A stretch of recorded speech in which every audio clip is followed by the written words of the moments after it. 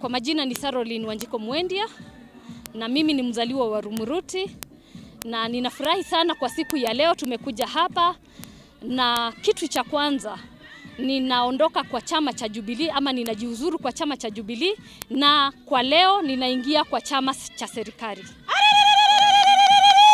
Nimeangalia kwa muda sana na ninaona sarakasi zenye ziko upande wa opposition.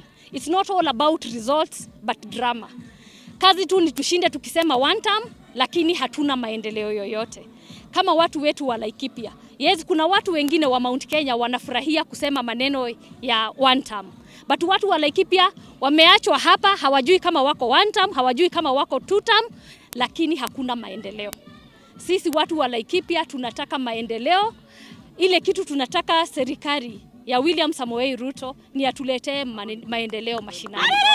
So that's why nimefikiria kutoka kwa kiti cha MP niende ya Senate. Kwa sababu that is where our problem lies. Tunaangalia sana county ya Laikipia, everybody else is asleep. Everybody else ameachana na ofisi, they have gone to campaigning. Sisi wenyewe watu wa Laikipia tutawahi pata maendeleo lini? Na kwa sababu senator wetu si alienda campaign, wacheni mimi niingie pale kwa serikali, niende niwatafutie maendeleo yenu niwaletee hapa mashinani. Kwa sababu that is what we need. Kwa hivyo mimi the only reason nimetoka Jubilee ni kwa sababu tulienda pale, tumesimama na chama, lakini ukiangalia sana hicho chama kiko na baridi. Mkubwa mwenye tumetafuta pale hata yeye haelewi wale watu wamesimama na chama, and at the end of the day it's not about the party logo, it's about what the party is offering to its grassroots.